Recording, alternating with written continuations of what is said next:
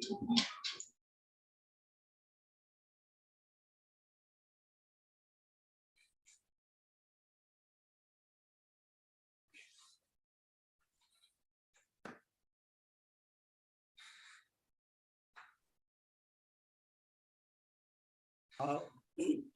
evening, everyone, and warm welcome to the session.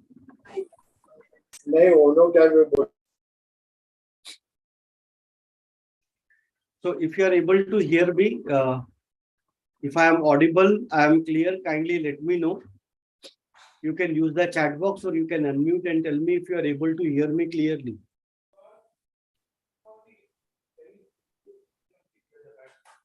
Thank you.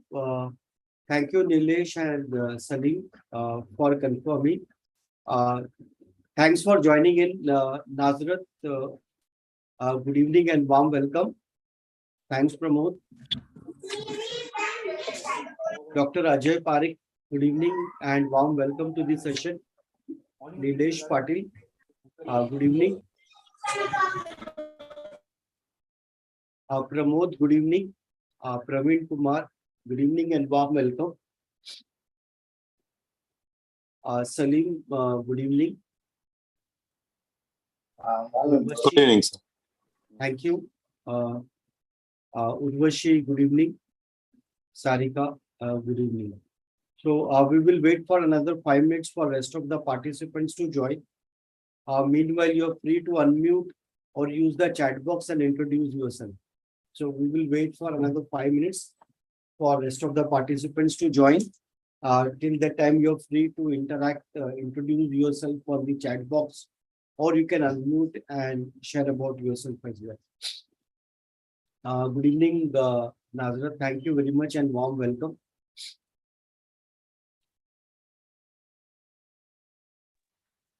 Good evening, everyone. My name is Salim, and I work with social sector. We are basically mainly into skill development programs. I run skill development programs in different parts of Maharashtra and Tamil Nadu. Thank you. Thank you very much, Salim, for introducing yourself and joining in. Thank you, sir. Ram, good evening and warm welcome. Yeah, thank you. Thanks. So we will wait for 5 minutes for rest of the participants to join. More than 200 participants had registered, but let's see how many of them could make it to the session.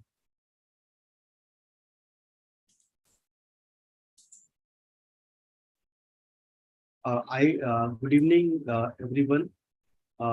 This is what Pramod has said. I work with training and development. I am training coordinator based out of Mysuru. Thank you very much, Pramod, for introducing yourself and joining in. Good evening, all. Good evening. Myself, Nilesh. I am heading a HR department in Pune in the manufacturing plant. Thank you, Nilesh, and warm welcome.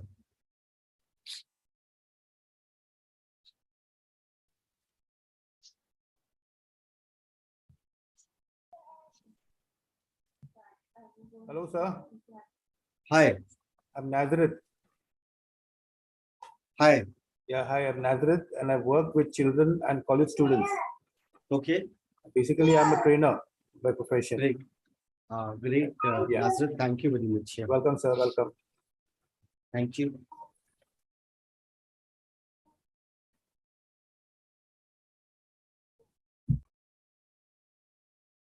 Good evening, Lannis, and warm welcome to the session.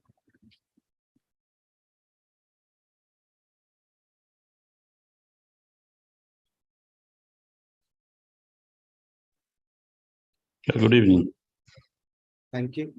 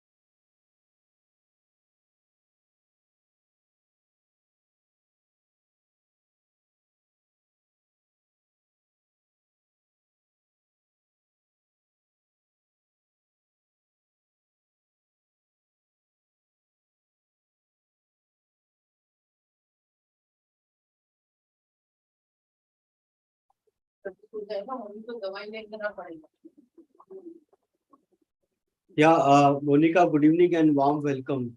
I hope it's audible now.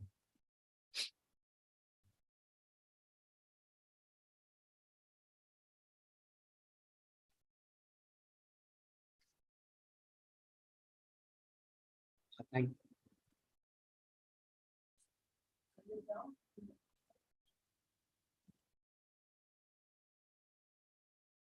We will start once again. Good evening and warm welcome to each and every one of you. Thank you very much for joining in for this session. Uh, you could be doing anything today at 8 o'clock, but you chose to attend this session shows that you are very keen and eager to know more about subconscious mind and NLP and how it works. What we are going to do in next 90 minutes is that uh, we will first understand.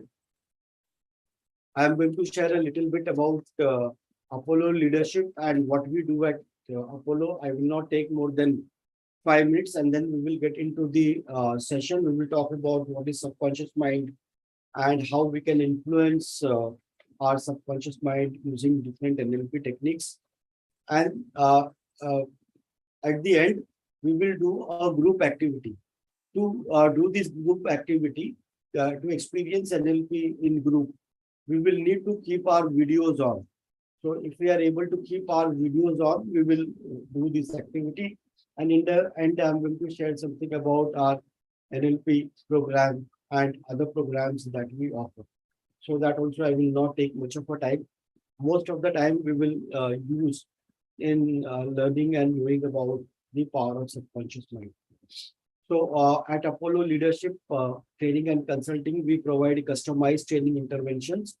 Our core program is leadership development, where we cover 16 skills. So this is a 6-day program, 1 day every month, along with training and along with one-to-one coaching. And these 16 skills which we cover are identified by one of the well-known business schools as mandatory for all leaders and managers across industry and across level. So this is what we do in our leadership development program. Customized training programs, uh, designing and delivering programs as per the organization's need. Some of the programs which we have delivered, our topics are managerial excellence, team building, managing change, manager as a coach, our personal effectiveness, time management, communication, presentation skills, listening skills, and assertiveness. One-to-one coaching and counseling, NLP certification course, NLP life coach. The program I'm going to share about, it's free and it is going to be next week, and then train the trainer program. We started Zoom sessions as most of us did uh, during COVID times. Since COVID times, we have delivered more than 150 sessions on different topics, at least 20 plus different topics we covered. Some of the programs we did were Power of Subconscious Mind, our flagship program with which we started 2 years back, and then Law of Attraction, Law of Affirmation, Successful Positive Mental Attitude, then understanding the meaning of our dreams using NLP. Then under self-development, we covered programs like how to turn our dreams into reality, self-confidence, superpower to success, then thinking, mindset thinking of successful people, power of habits, impactful or persuasive communication. Under leadership, we did programs like personality types, communication and leadership maps, conflict management and leadership, and the right leadership. Some of these programs, the entire program recordings are there on YouTube. So after this session, I request everyone to join that, subscribe to the YouTube channel, go there and you will find a couple of recordings of our previous sessions. And some unique sessions like love languages, law of karma, and emotional wellness.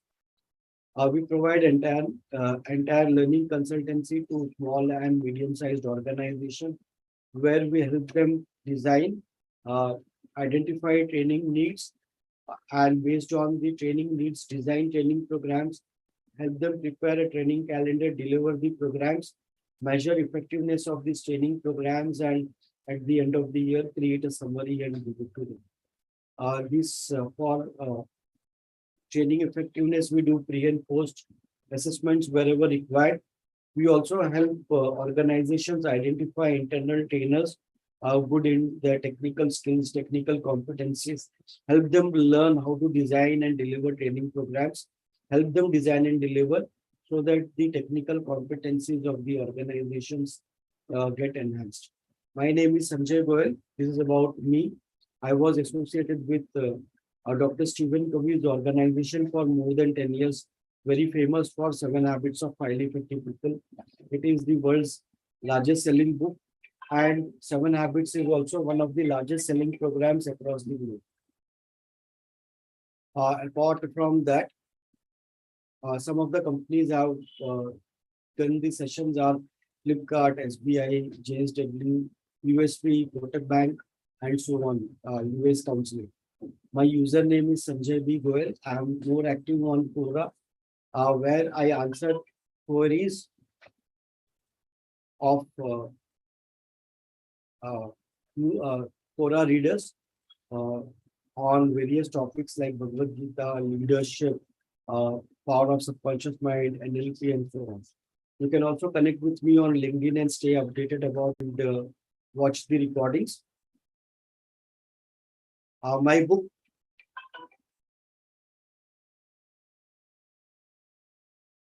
What Stands Between You and Success, was available on Amazon. Now I'm editing it and putting the next version maybe by September.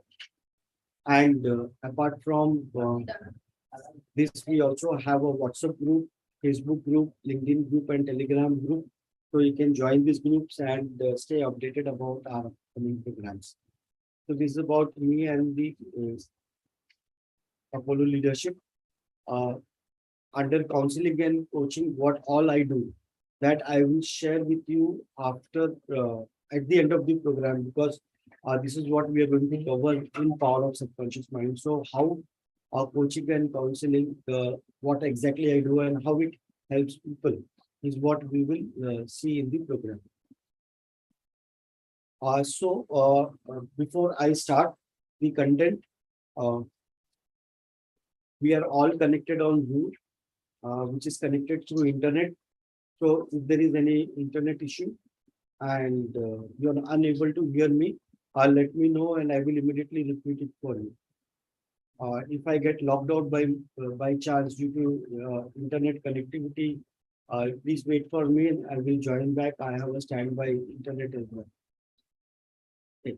And everybody is free to unmute and share their perspective, their experience. We are 13 participants. Everyone comes with a huge experience.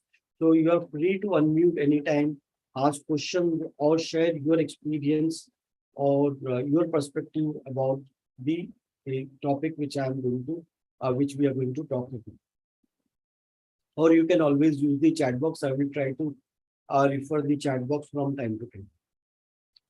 So if our mind could be represented by a circle, this is how our mind would look.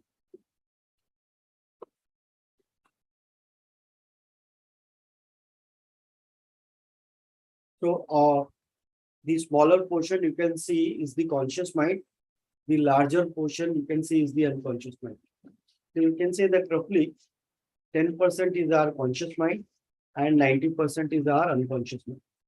Now, unconscious mind and subconscious mind both are same. So when I say unconscious mind or subconscious mind, I mean one and the same thing. Now you can see that our conscious mind is comparatively very small if you compare to our unconscious mind. Now, how do they work? So our conscious mind is responsible for our logical thinking. So we think logically, we are thinking logically, reason it out and take decision. So all this logical thinking or the thinking process is controlled by our conscious mind. Whereas Unconscious mind acts like a storage device. So after processing the information by conscious mind, it stores in the unconscious mind for future reference. Like we all have smartphones. Right? So in smartphones, we have a processing memory and then we have a storage memory. Now, whatever photographs, photos, messages, information we receive, we store it in our storage, mobile storage for future reference. If we edit any photographs, that also gets stored in our memory, our device memory for future reference. So similarly, our conscious mind and unconscious mind work. So because we are going to store the huge information, so unconscious mind or the storage in the mobile phone is comparatively very large. You will see that the processing memory can be 6 GB, 8 GB, whereas the storage is around 56 GB and so on. So comparatively, they are huge. Now you may wonder what is so great about a storage device. So unconscious mind is a storage device. Yeah. So we are Dennis, we are also on live on YouTube, so you can watch it on YouTube as well, or you can watch the recording later if there is an internet issue at your end. Thank you very much. So you may be wondering what is so great about this storage device. So unlike our mobile storage device, our unconscious mind is creative, our unconscious mind is imaginative, our unconscious mind is emotional and intuitive. So all the intuitions or gut feelings which we get, they come from our unconscious mind. Now, how do we know that our unconscious mind is creative and imaginative? To understand how our unconscious mind is creative and imaginative, I will request you all to keep your eyes closed for a couple of seconds. So please close your eyes for a couple of seconds.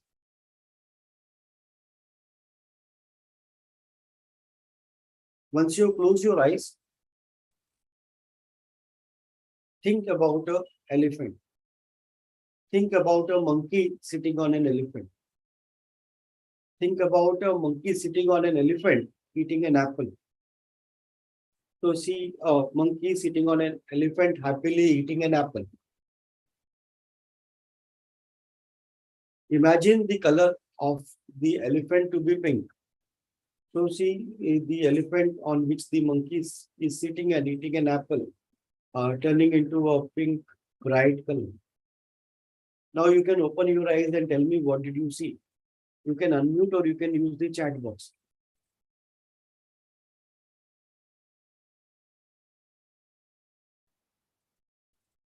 So when I requested you to close your eyes and told you to kind of think about an elephant, monkey sitting on an elephant eating an apple, what did you see?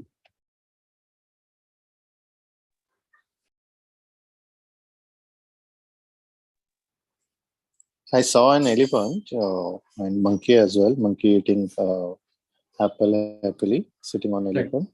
Right. But I tried like thinking, imagining elephant in pink, but I couldn't because it's a gray and dark gray color Right. and all. So it was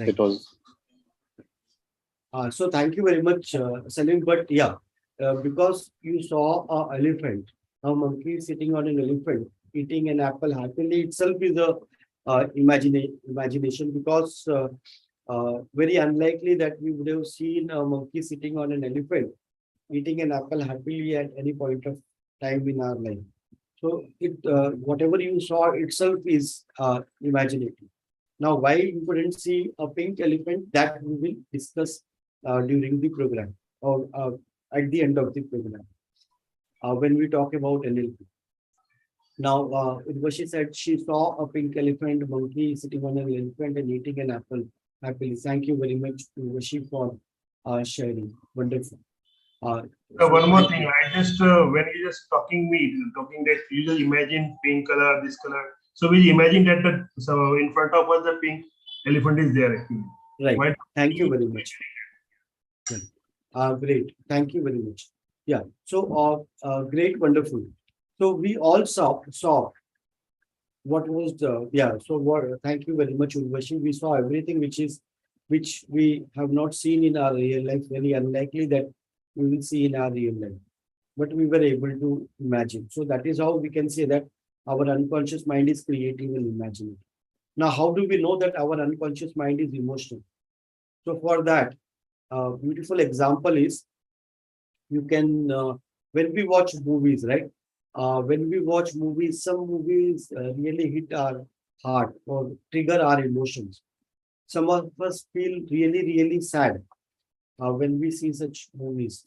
Uh, some of some of us are actually at the verge of tears, and some of us actually start crying. We are not able to control our tears, right? So now, even when we know that whatever is happening on the screen is not real, it is imaginary, right? Still, we feel that emotions coming up, uh, emotions, uh, kind of brimming, overflowing. Now, why does that happen? It is because our unconscious mind stores emotions. However, they are felt by our conscious mind. So when we are watching a movie, this movie triggers something, some emotions which are stored in our unconscious mind.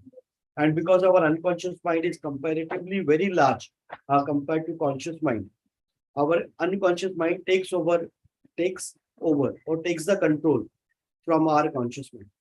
So even when logically we know that whatever is happening on the screen is not real, but still we feel emotions. However, when the emotions settle down and our logic gains the power once again, then we again become a logical being. That is why it is said that when you are extremely happy or when you are extremely sad, don't take any decision. So when your emotional state is high, it is very difficult for us to think logically. So don't take decisions during your high emotional state. It will eventually settle down. Once your emotions settle down, then you think logically and take a decision. So this is about the conscious and unconscious mind. Our unconscious mind, though it is a storage device like a mobile storage, unlike a mobile storage, this is creating imaginative stores emotions, and all the intuitions and gut feelings come from our unconscious mind. In fact, what are the other qualities we will talk about that is connected with our unconscious mind? Now, when we talk about skills, so when we start practicing any skills, for example, when we started driving a four-wheeler, started learning to drive a four-wheeler, we have to consciously think about when to press the accelerator, when to press the pedal, uh, and when to apply brakes and so on. So we were not doing it automatically. However, over a period of time, when we continued driving, they all became automatic and they got stored in our unconscious mind.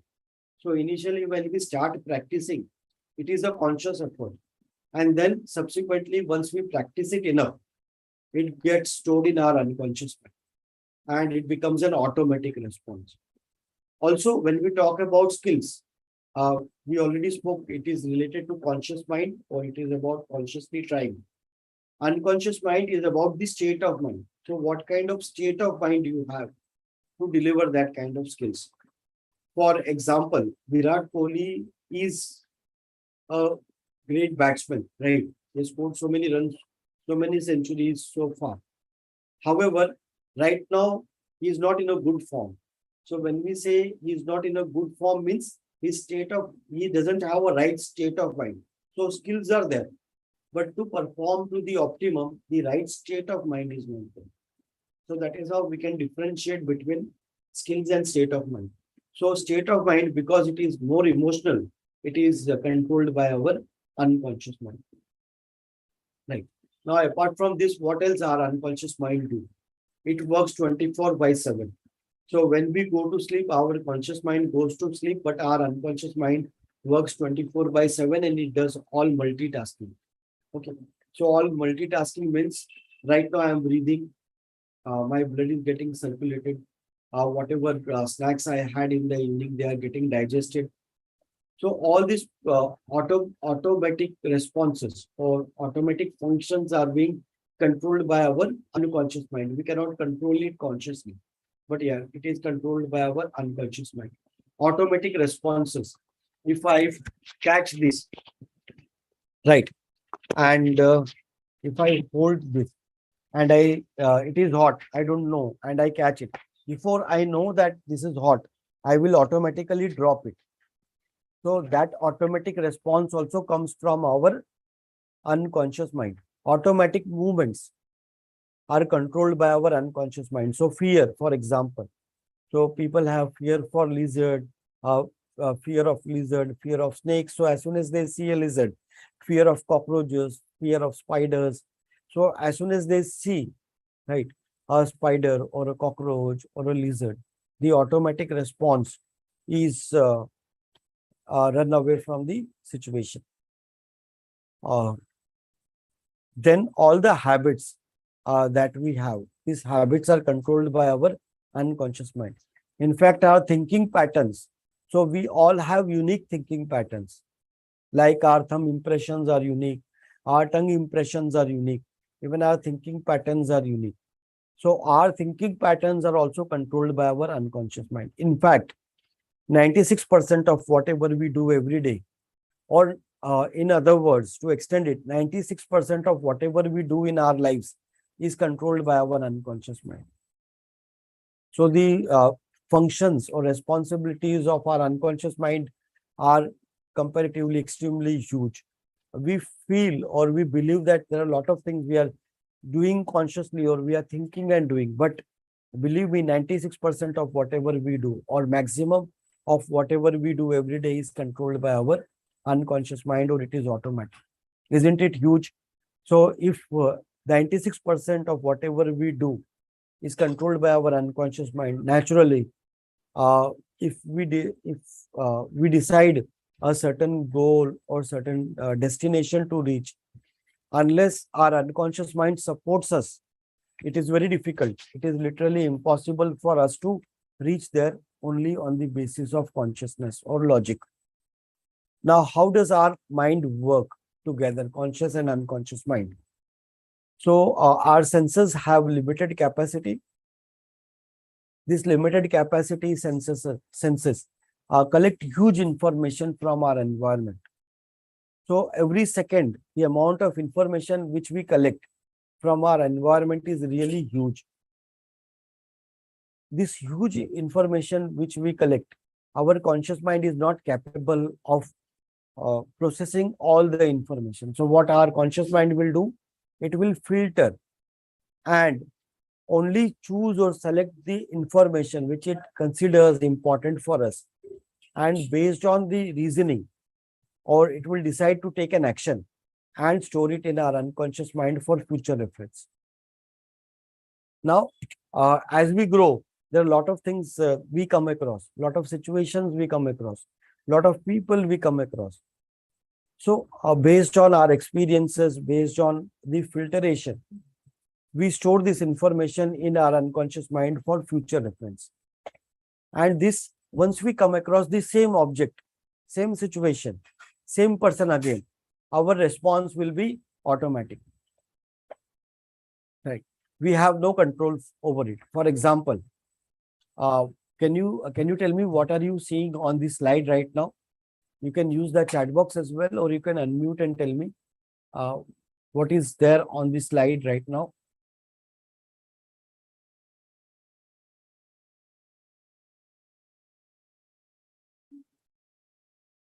So I trust you are able to see my slides clearly.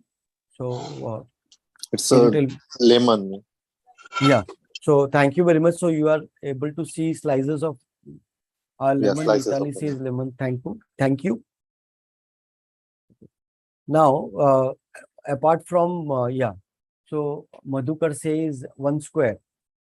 Now, interestingly, have I really drawn a square there? My question is, have I drawn a square? No, you have kept lemons, like you have You kept lemons in that way.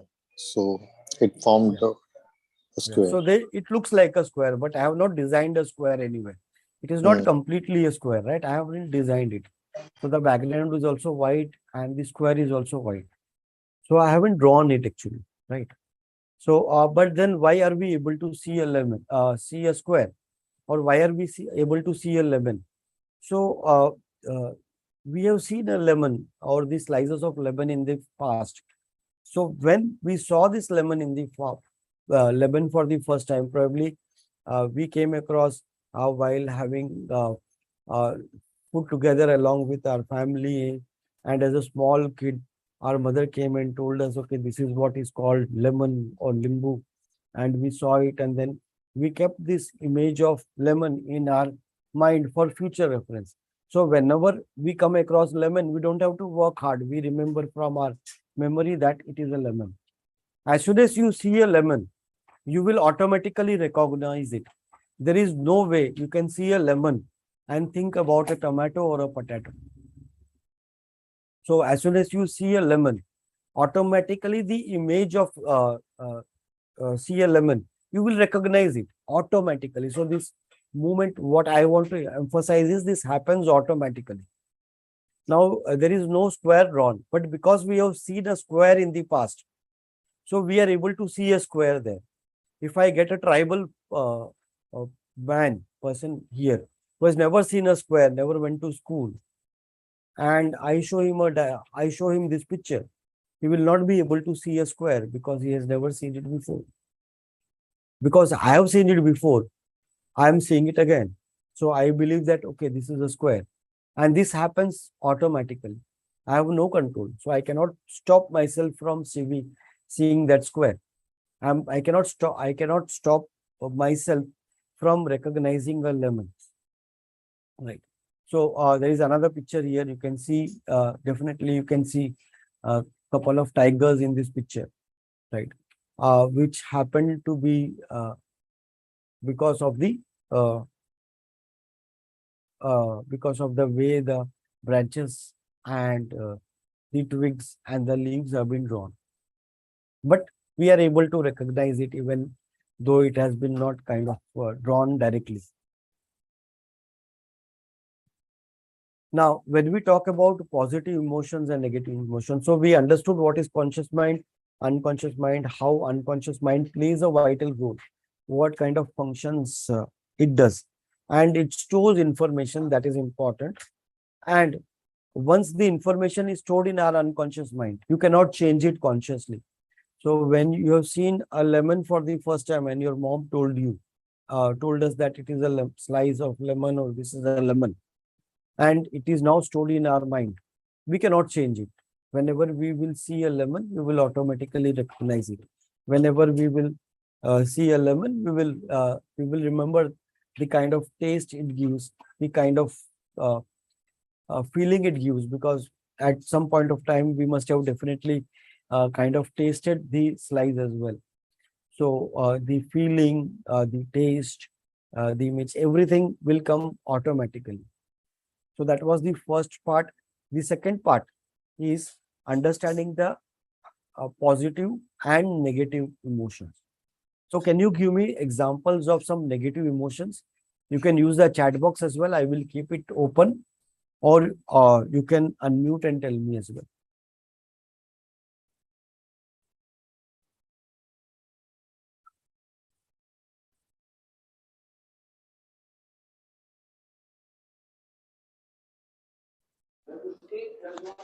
Yes, sir. I'd like to come in.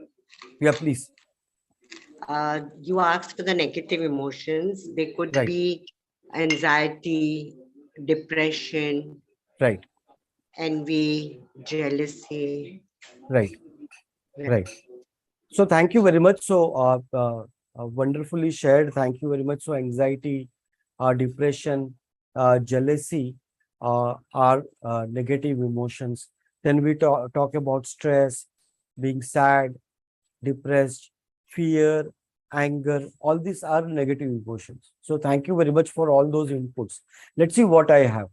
So some of the negative emotions are there on my slide. So anger, frustration, like you rightly said, jealousy is a negative emotion. Now, I will give you a couple of seconds to think about it. Look at these emotions and tell me, are they really negative? In other words, are they unnecessary? Okay. So when we talk about being negative, let's say that negative, not required, not necessary. Are they really negative? Unnecessary emotions. What do you Like, think? Yeah, yeah, please. they're not unnecessary because, this teaches us so many lessons of life. Right, right, And only if we know the lows, can we understand the highs. right. So great. Thank you very much. So that is one purpose is that probably because there are negative emotions, we understand the value of positive emotions. What else?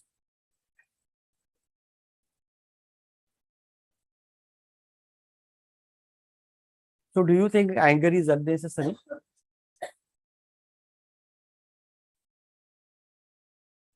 So what happens if there is no anger in you, you don't get angry, then what happens?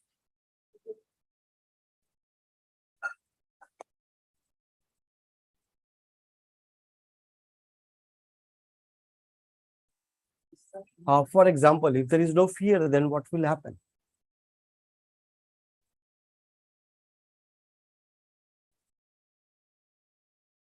What will happen if there is no fear? If you're free from fear, then what will happen?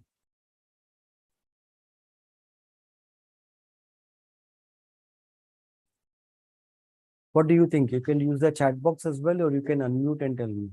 You can take any negative emotion. For example, how does shame, uh, emotion of shame helps us?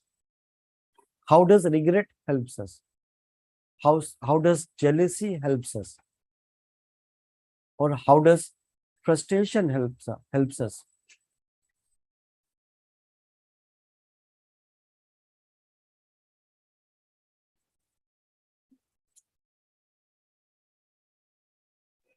So only when you experience these emotions, which we call negative, as I said, we cannot value the rightful ones. And once we experience this, then only we enjoy the positive ones. Like if I am having fear, and I cannot remain all the time fearless.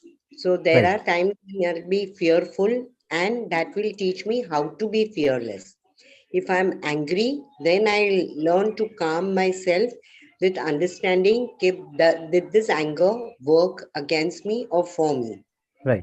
So the point noted, valuable. Thank you very much. But what I'm saying is okay. So we understood that point. What I'm saying is, how does anger helps us apart from that? So because we have anger, we know we have to be calm. But how does anger helps us? Or for example, how does shame help us? Okay. So tell me, how does, if I feel ashamed, how does it help? Okay. So I feel ashamed, right? I feel shame. So that emotion of shame or feeling of shame is there, because of which I'm wearing clothes in front of you and sitting here. If I had no shame, I would have been sitting here without any clothes, right? How does guilt help? When I feel guilty after doing something, I realize that okay, I feel guilty. I should not do this, and guilt prevents me from repeating that mistake. How does fear help? So how does fear help? Because I have fear. While I cross the road, I take care, right? Because I fear I will be hit by a moving vehicle and I will die. So fear protects me because I fear of my life, I fear of my body, I fear of being injured. So I cross the road with caution. I take care. I follow safety. If I have no fear, I will stand at the edge of the mountain, edge of the cliff, without being even worried whether I will fall or not. And if I have no fear, sooner or later I will meet an accident or I will fall from somewhere. So something will happen. How does loneliness help?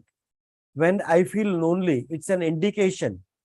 Yeah, it is an indication that there is something wrong in my life. I need a companion. So I should start looking for relationships, for meaningful relationships. How does frustration help? Now, when I feel frustrated means I'm not getting the results I want. So frustration is an indication that things are not going right. I need to change. I need to change something to get results. So frustration is actually telling me that, okay, the kind of results which I was expecting, I'm not getting. So my efforts are not paying. So I need to change somewhere. It's an indication that I need to change something. So if you look at all these emotions, each and every emotion serves some purpose. They are necessary for our survival. If I don't get angry, imagine 10 guys, they come armed with knives and sword and they threaten me, right? And I am calm like uh, Gautam Buddha, and they kill me and they go away.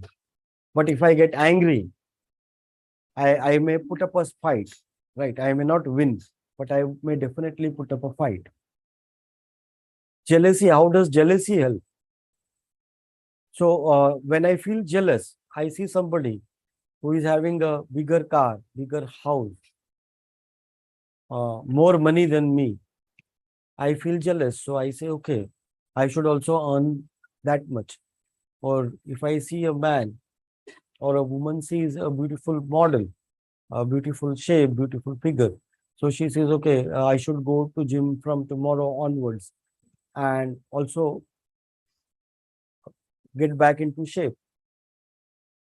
So if you look at all these emotions are an indication. So we cannot say that they are exactly negative. So like positive emotions, our negative emotions also serve some purpose for us, some purpose to us. They are necessary, not some purpose. They are essential for our survival, right?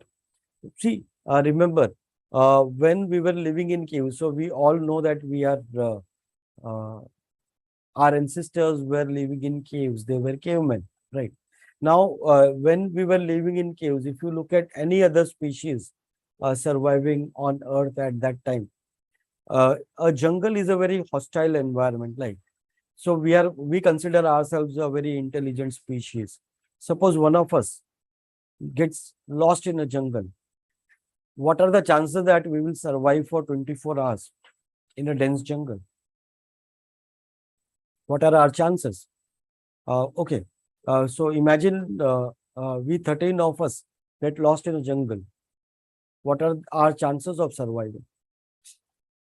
So they are very dim. They are very dim. We have very little chance because the environment is so hostile, very difficult to survive. Yet we survived that age because of two things. You can say because of three things. One is because of our negative emotion. So because we kind of these negative emotions, because we we were more negative most of the time. Research says that we think 4 times more negative than positive. So you can say that because of our negative thinking, one is that we survived. The second is because we lived together, we survived. And third, because of our ability to learn, we could adopt very fast, we survived. So our negative emotions, because you're living in an hostile environment. So as soon as you come out of cave, you are kind of extremely cautious, extremely careful, because you know you are the weakest. So you don't stand a chance even if a wild dog attacks a man, no chance of a man surviving that attack. So 1-to-1, right? Uh, you can take snake. Snake can crawl faster than a man. A man cannot run as fast. even as a snack, or a rabbit has the ability of to run faster than a human being. So every species that survived had something.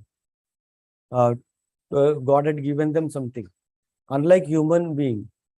So that is why it is said in Bible. So I read it somewhere that in Bible there is a say that the meek will rule the world. So the meek is considered to be the weak will one day rule the world. So if you look at the point which I wanted to convey was that negative emotions are necessary for our survival. Our mind is designed to think 4 times more negative because our environment has changed drastically. So when we were living in caves, and today in the modern world, it is not as hostile as it used to be. Now we don't have to fear or worry so much, but our mind or our brain, the way it functions, haven't changed much. So our brain, if you compare the change in the environment and the change in the brain, the change in the brain is rather insignificant, right? Because the change in the environment is phenomenal, it is drastic, but our mind continues to think 4 times more negative. So negative emotions are necessary. They protect us. They have helped us survive. Now, why do we say that it is, we call it as negative? Because one thing we have to remember is that, see, when we talk about positive emotions like happiness, joy, you cannot be happy 24 by 7, 365 days, right? Very difficult to be happy 24 by 7, 365 days. However, a person can remain sad, can sulk, can have low confidence 24 by 7, 365 days. So the negative state is something which a man or any living being can continue to stay in that state for a longer time compared to the positive emotional state. Negative emotional state, a man can continue to stay for a longer time. Now, second thing, what happens is negative thinking will attract more negative. So somebody is going through depression. So I get because I am into NLP, hypnosis, and I do a lot of stuff, counseling, coaching. So people, they connect with me. They see somewhere, they see my post on Facebook or my video on YouTube, and then they see that, okay, there is a program on subconscious mind. They will register. Then they will write an email. Sir, I am suffering from depression. I am suffering from overthinking. Kindly help. I tell them, okay, come to this session, right? Come to this session. This is a free session. Come to this session. Then after he will also message me, sir, I am going through depression, overthinking. Please help. So I say, okay, come to this session. Then the guy will call also. Sir, I am going through depression. What should I do? I tell them, come to this session. After doing all these things, he will not come to the session. And he will not come to the session. I have come across people who called me 2 years back, 3 years back. Okay, I'm suffering from anxiety and depression. But they have never came and attended the session. Because the negative thinking tends to attract more negative. So everything that happens around you when you are in a negative state, you tend to look at everything with suspicion. And somehow you start, so it's not their fault, because somehow in that state of mind they feel that, okay, it's a helpless situation, it's a hopeless situation. They start believing that nothing can happen. They cannot, it is impossible for them to come out of that situation. And even in that situation, people who uh, take a step forward to come out of that negative state, one step can make a huge difference. One step, uh, going to a session and saying, okay, I need a session. And as soon as they take a session, it is kind of transformation. I very recently did a session for a lady. She was going through a breakup. So she and her husband were staying separate for more than 10 years, right? And it was not because she had a difference with her husband. It was because she was not able to manage with her mother-in-law. And because of that, there was some dispute between her father and her husband, and because of which she started staying with her father, and then for last 10 years she was separated. As such, they didn't have a problem with each other, but they remained separated. So she was going through lot of stress, lot of ordeal. Now, what happened? Because she was going through a lot of stress and ordeal, when she called me, I could sense from her voice that if she hasn't taken help, probably she may even end her life. That kind of situations she was going through. And then what happened? And then what happened? She called me and she told me that I need a session very badly. And she took a session from me, and the result was immediate. And she could say that, okay, as soon as the session was over, she said, sir, I can feel feel the difference. I'm feeling like entirely a different person. And she started doing well in her job. So forget about, she was not able to do much on her relationship, but that was also holding her self confidence. She was feeling low, and she was not performing well at her work. And she got a good increment in last 7-8 months kind of a thing. So this kind of transformation people can get if they try to come out of that negative thing. However, somehow they continue to stay in negative state. I will give you one more example. The difference between positive and negative emotions.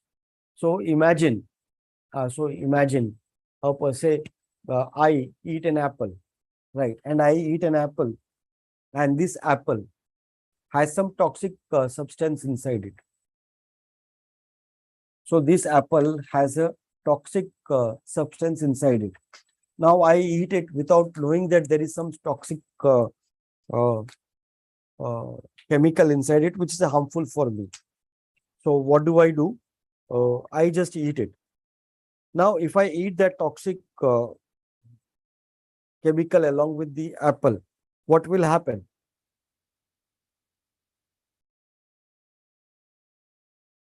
What do you think will happen? I'm sorry, I am getting a lot of missed calls, so I just need to check once. So meanwhile, you can think about the question. When I eat an apple, which has some toxic chemical in that apple, it goes in my body. What happens?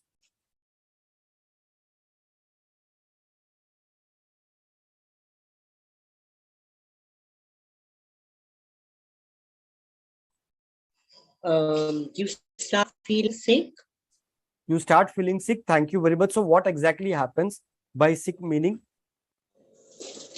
By sick, it means, that the person is feeling uneasy, and it could be the toxic. So it starts affecting the mental state also.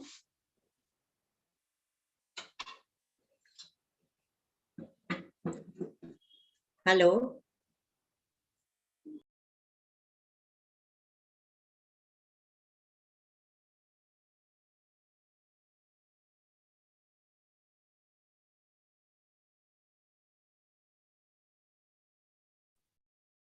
Yeah, I'm so sorry. I'm so sorry. Okay. So you're right. So I will feel sick. I may feel like nauseating. I may even vomit also.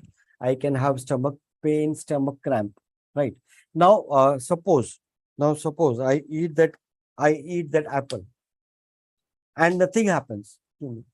So I don't feel nauseating. I don't feel anything. Then what will happen?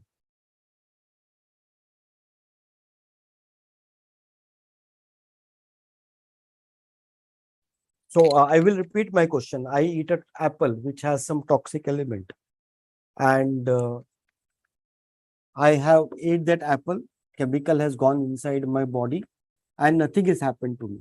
So no nausea, I'm sorry, no nausea, no vomiting, no stomach cramp. Then what will happen?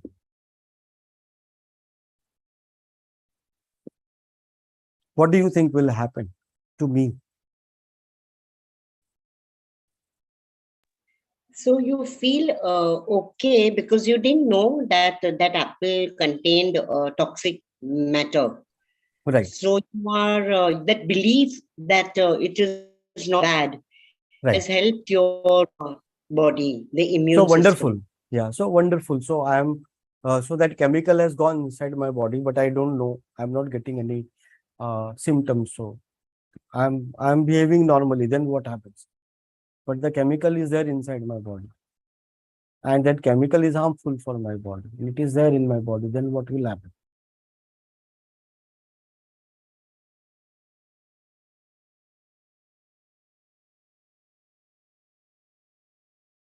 So what do you think will happen?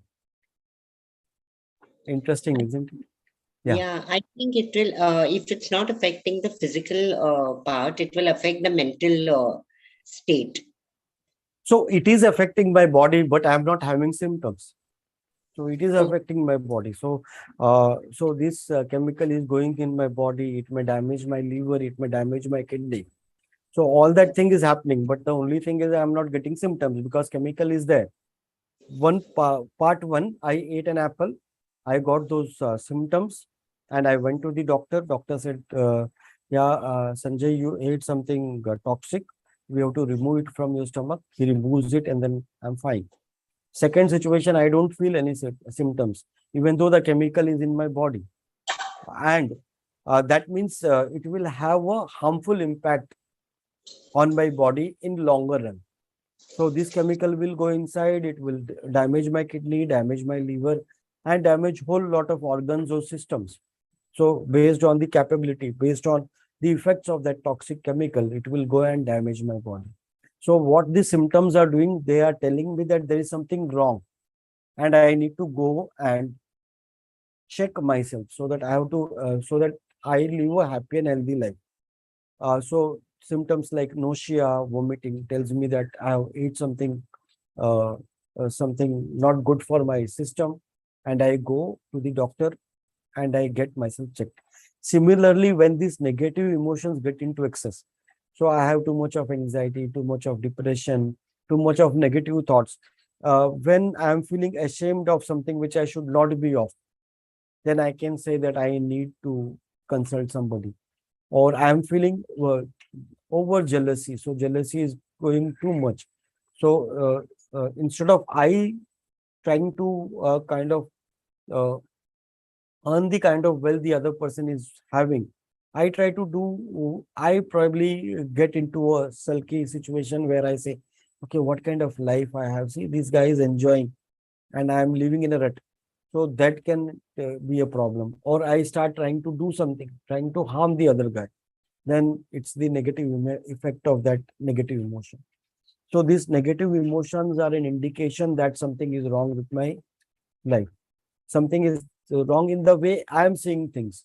So I need to put that perspective right. So that is what these negative emotions indicate. So we spoke about unconscious mind, conscious mind, their difference. Then we spoke about positive and negative emotions, why negative emotions are necessary. So negative emotions are like symptoms, and these symptoms actually tell us that there is some there is some change we need to make in our life, or the way we see life, or the way we value things, right? For example, a husband and wife had a fight, and they both get into an ego state where they say, "No, I will not. It is his fault or it is her fault." So the other person has to come and say, other partner has to come and say, "Sorry," or apologize, and they all both take a stand, and they are going through a difficult situation. Woman is also going through a difficult situation. Man is also going through a difficult situation, but both, because of their ego state, they are not uh, able to kind of connect with each other, compromise, or kind of find a amicable solution. Now we can say that, okay, here now ego is actually creating a problem, right? So that negative emotion can actually create a problem in somebody's life. So when we talk about negative emotions, they can, so they are an indicator. Now the third part. So when we talk about extraordinary success, what is more important? Is it logical thinking or imagination? Now, when I talk about extraordinary success, what it basically means is, the kind of success uh, which, if I talk about what is extraordinary success for me, there are two possibilities. One is the kind of success I get which I have never got before. So that can be one definition. The second definition is the kind of success no one got before. So something really, really extraordinary success. For an extraordinary success, what is more important, do you think? Is it logical thinking or is it imagination? What is your thought?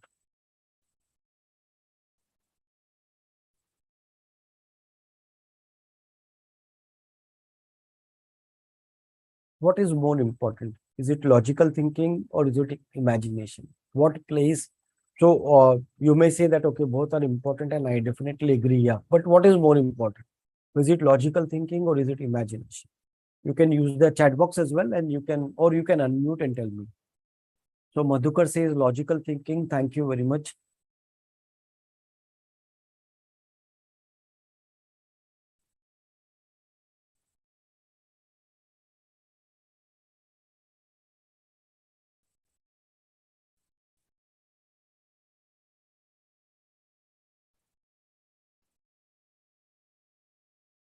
So only one response from Madhukar. He says, yeah, logical thinking. What do you think? What is more important?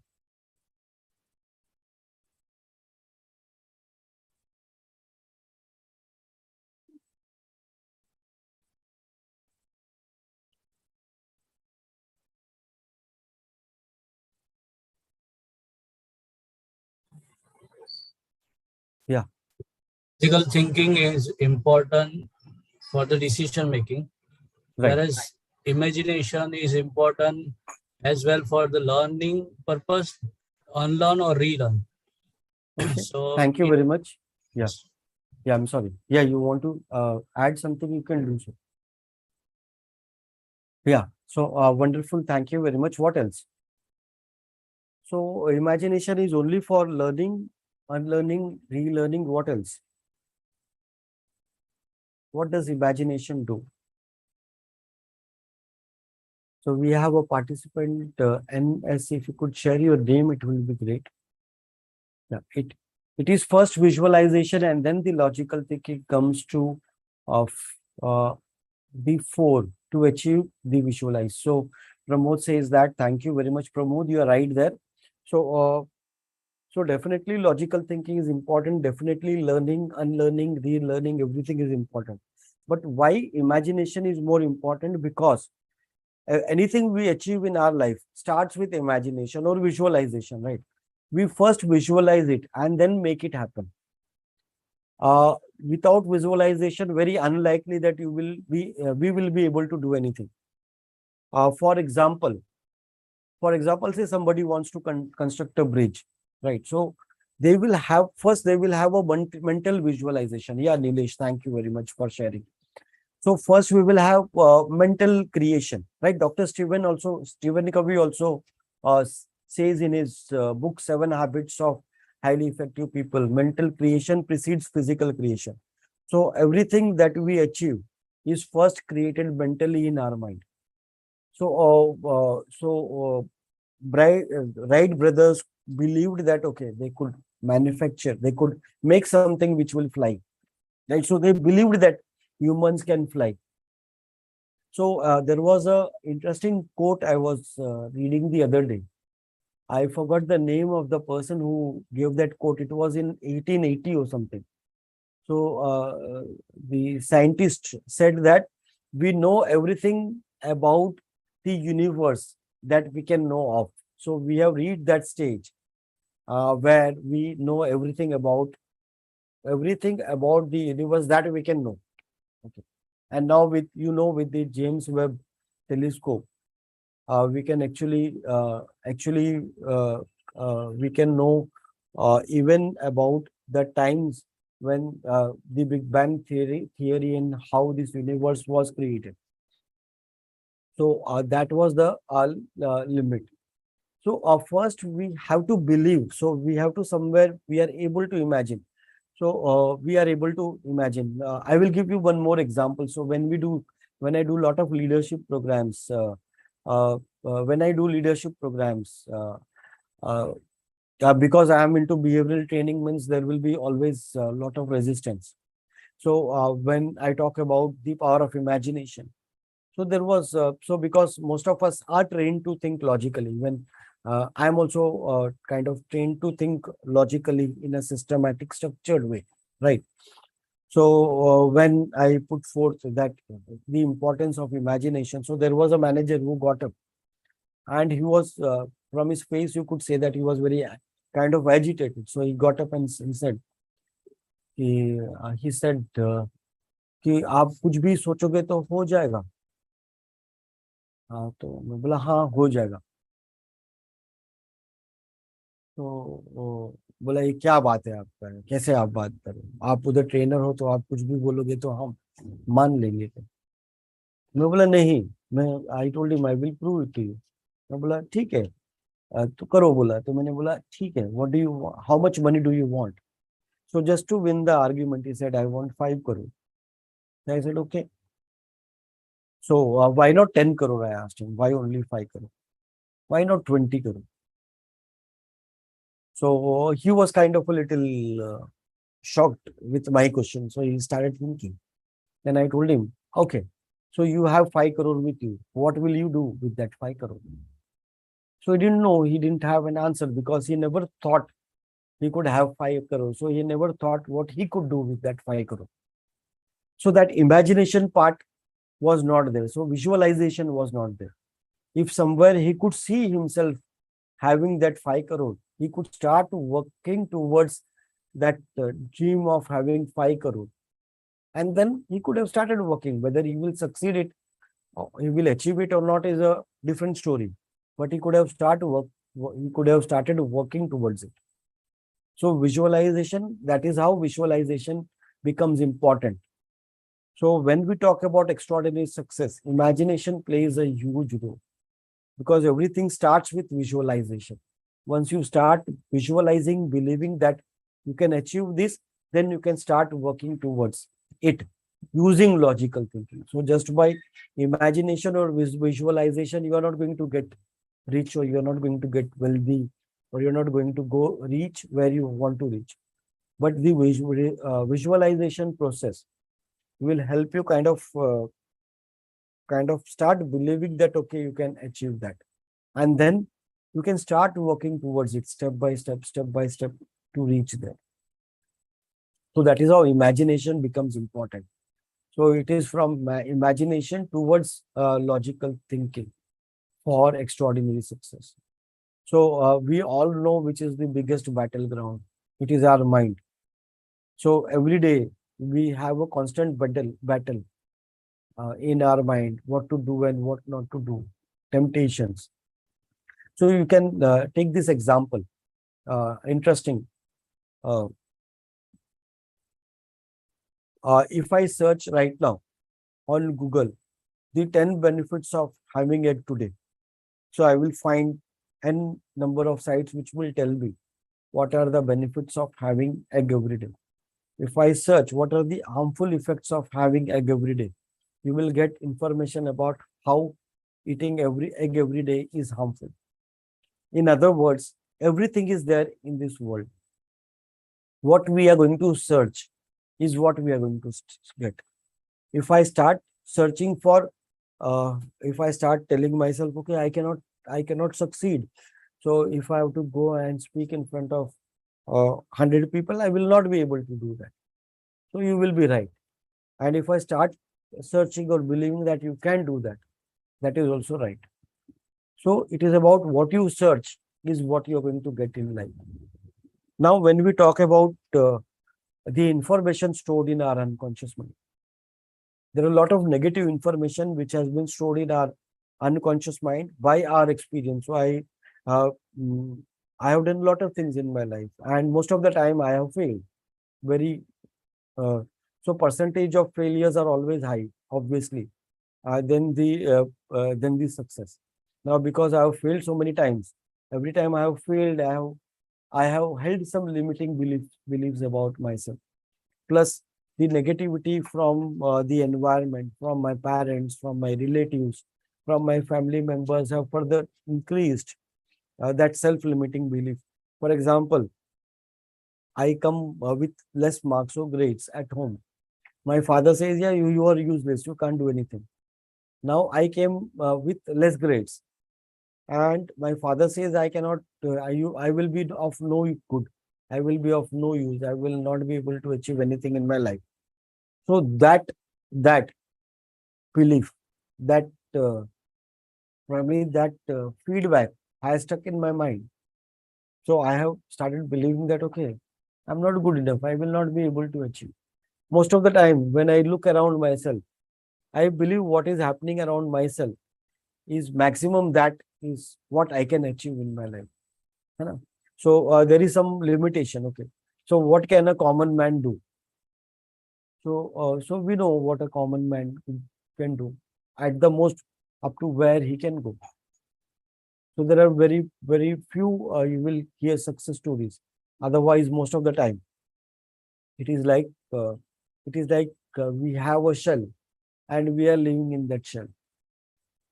Now the question is, uh, when uh, when whenever I start thinking, whenever I start seeing a dream, extraordinary, trying to see something extraordinary, and I'm going to do something extraordinary in my life.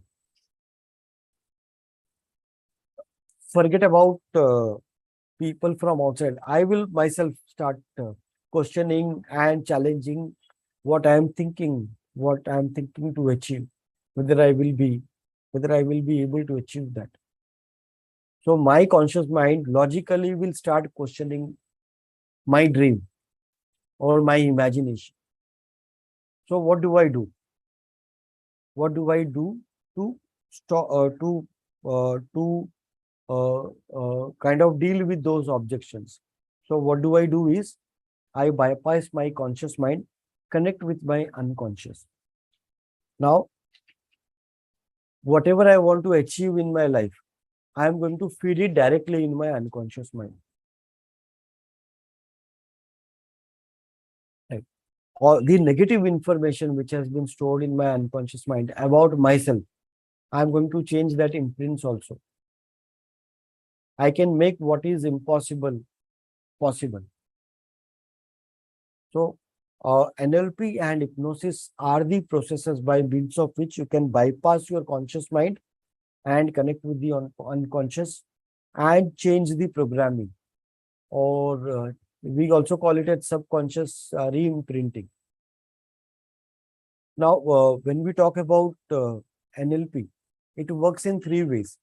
First is it focuses on removing negativity, because we will have a lot of self-doubt, lot of low self confidence, low self-worth, because of naturally, because we fail more than we succeed. So remove negativity, increase positivity, and manifest or visualize or create that dream at the subconscious level without the objection of the conscious mind. Because information flows from conscious to unconscious. When the conscious has blocked your information, it is not going to reach our unconscious. 96% of whatever we do is controlled by our unconscious mind. So imagine if our unconscious has accepted the idea, every inch of your body, every cell of your body will start working towards it. So while you are sleeping, right? So it's not that you will become restless, but yeah, while you are sleeping, even while you are sleeping, your mind is kind of working towards how to reach there, how to make that happen, how to make that happen. What the dream I am seeing, I want to achieve. How can I reach there? And you pick up any self-help book. I will guarantee you, pick up any self-help book like Think and Grow Rich, Success Through Positive Mental Attitude, any book, and then Think and Grow Rich. Which are the other ones? Like The Secret and Rich Dad Poor Dad. You look at, you read all these books. Somewhere or the other, they will talk about power of imagination, power of belief. People who are able to achieve the impossible, first they believe that okay, impossible can be achieved, and then comes from the power of visualization. Now we were watching Commonwealth Games and we saw India winning more than 60 medals, right? So if you look at most of these sports person who came from, they came from a very, very, very humble background. So there was a girl who didn't have enough of food to eat uh, 2 times a day, not even uh, stomach full meal 2 times a day, and she won a medal. So there is no credit to the government, there is no credit to the system.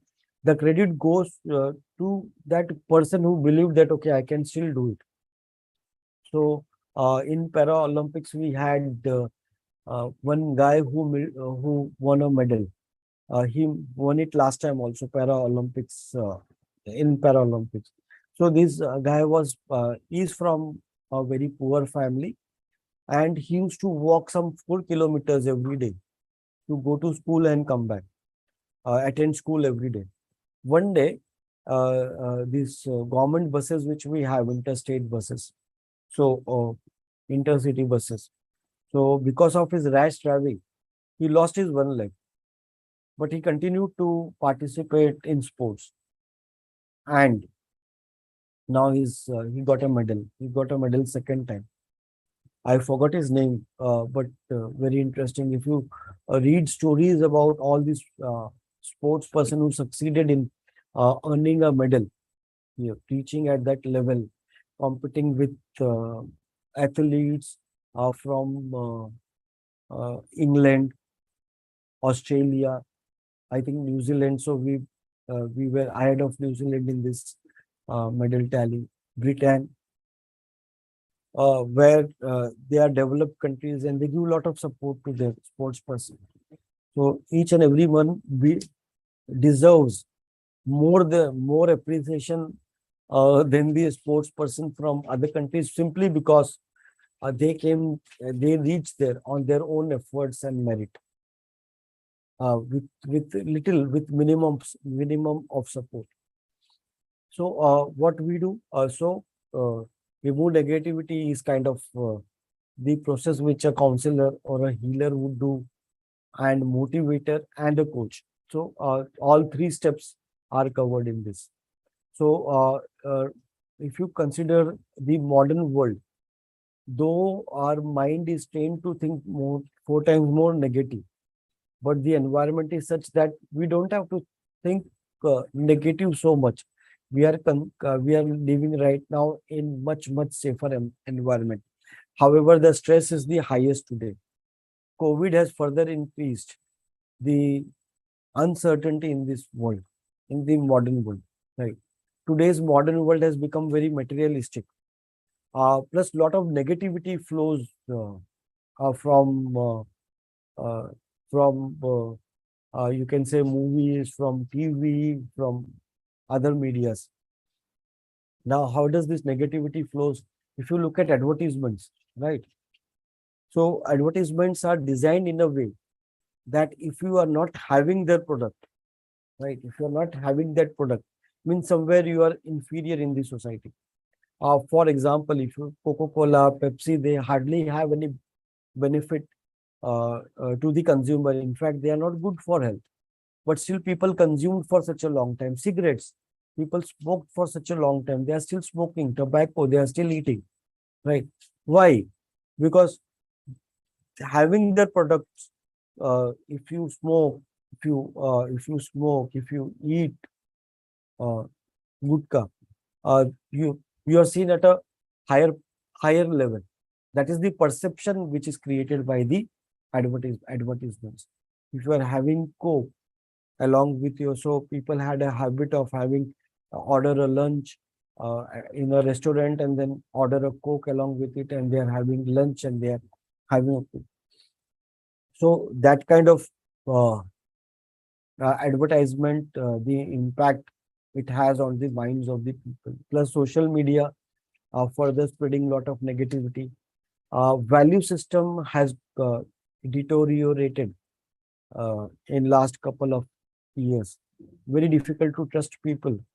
I come across a lot of lot of uh, uh, people come to me for counseling because they go through bad times, and then those times are worsened because of the fight among the siblings. So brother sister fighting for the property, brother fighting, sister fighting. So that value system has gone down. That attitude of sharing, giving, uh, that what you call relationship. The value to relationship has gone down, and value to material has gone up in many ways, which is the big reason for anxiety and depression. Relationships have broken down. Social structure has broken down. I had been to villages because of some assignments, and I saw that even today, in if you go into rural areas, you will find small villages with 50 houses, 60 houses. So they are all farmers. They will walk every day together towards their field. They will all come back together.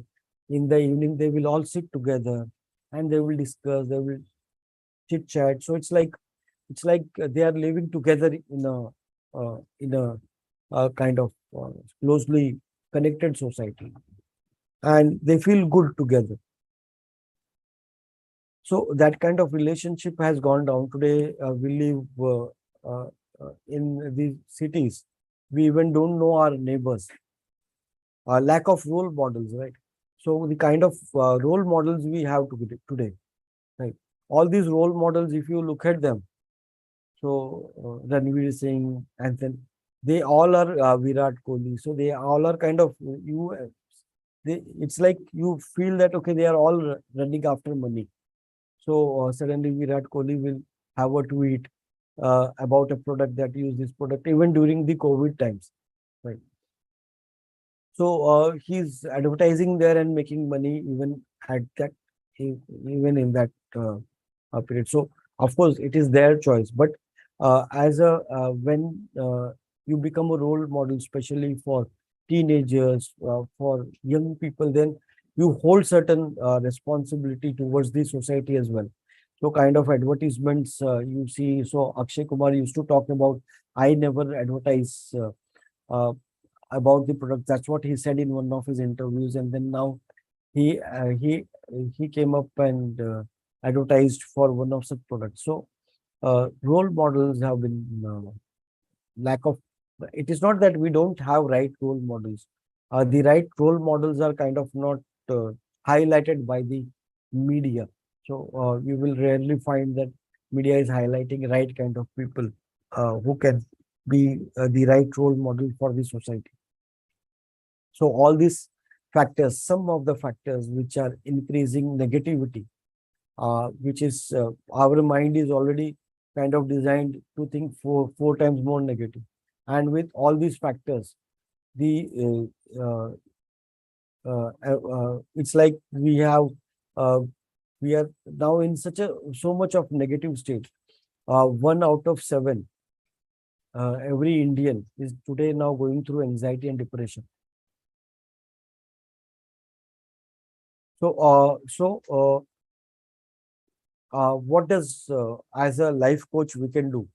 We can help people change their perceptions, change their beliefs at the subconscious level, improve our self-awareness.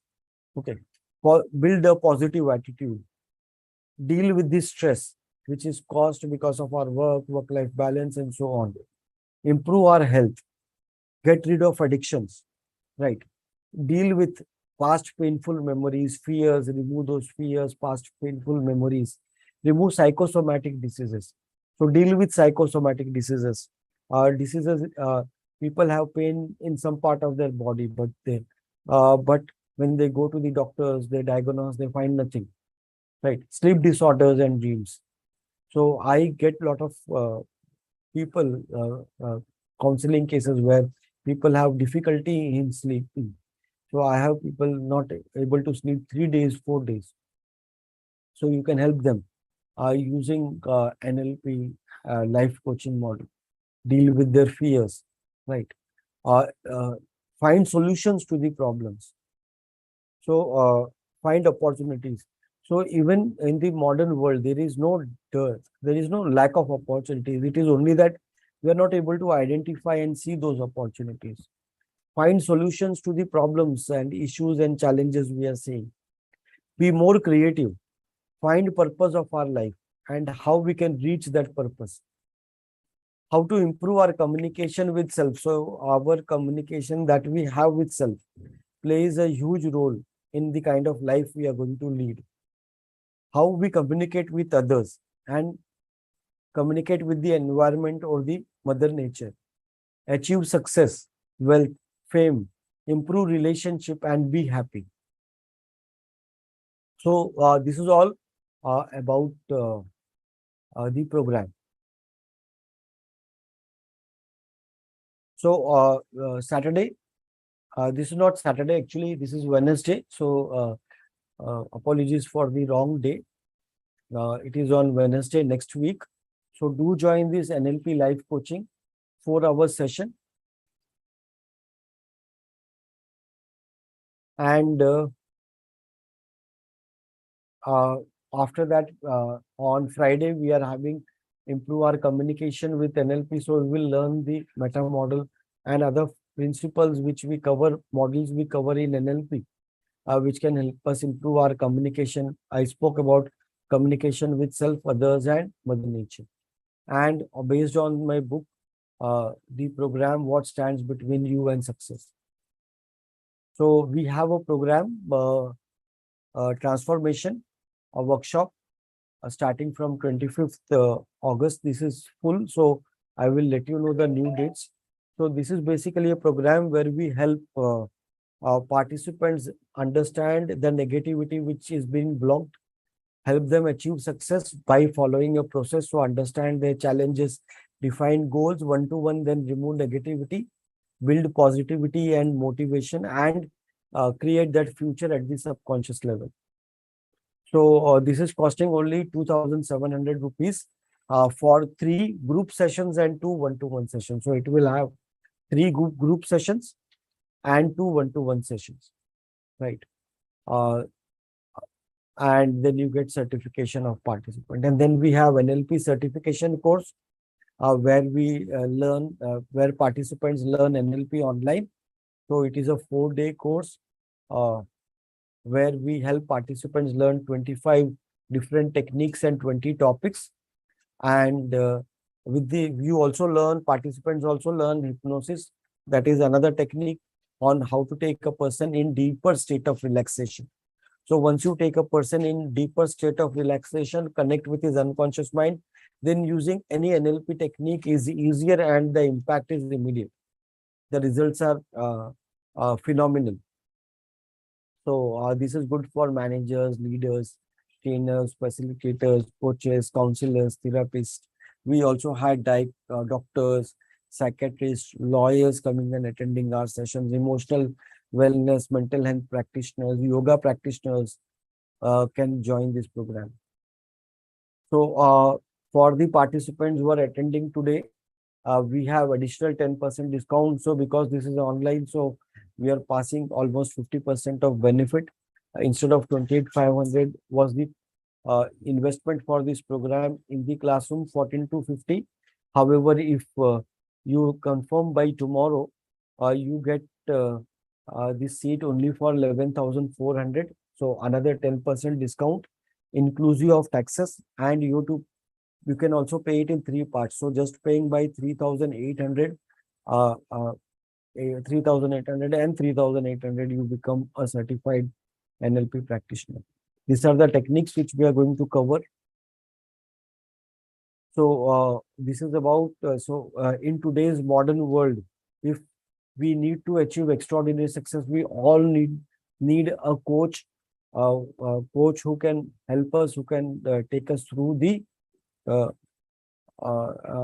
challenges and issues which we are facing.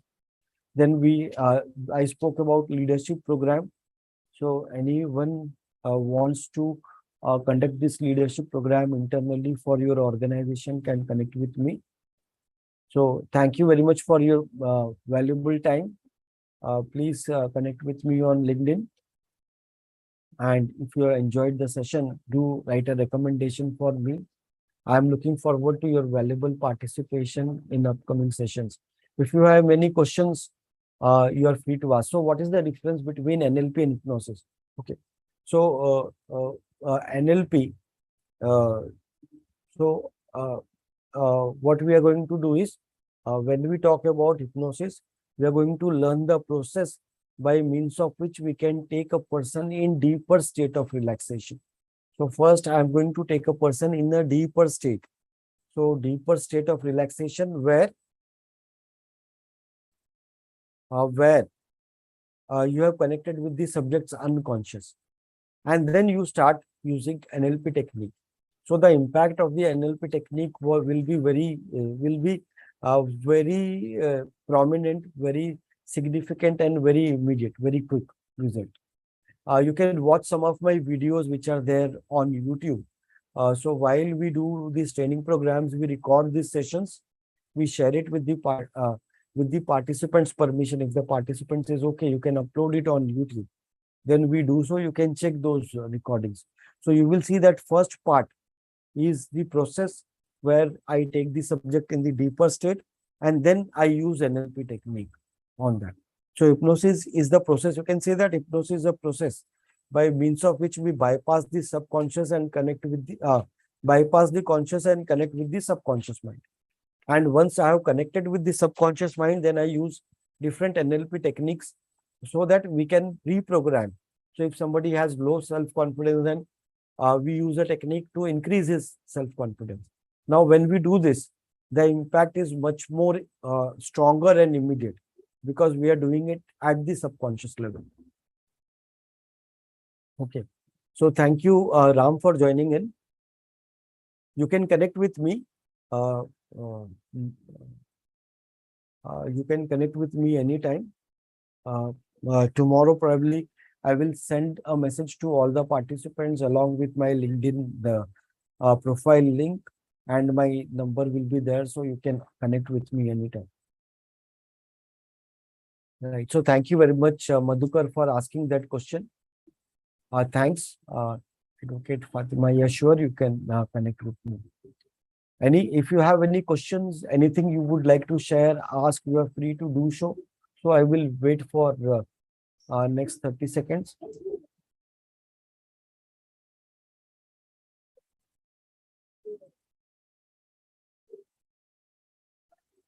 So this is all there on YouTube as well. You can go and whatever content I have covered is there on YouTube.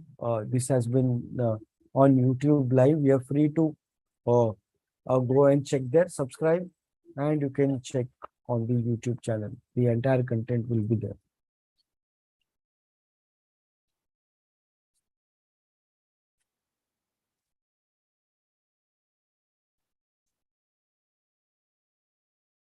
So I assume there are no questions. So thank you very much once again for joining in and giving me your valuable time. I'm looking forward to your uh, participations in the upcoming sessions. You can also share it with your friends and colleagues if you feel that this program is going to add value to them. So thank you very much. You're free to connect with me for any queries. Uh, you can join the NLP session. It is going to start this Sunday, 21st. So great. Thank you very much. Have a wonderful evening and a great life ahead. You can yeah. Bye and take care, and see you in the next session next Wednesday. Thank you.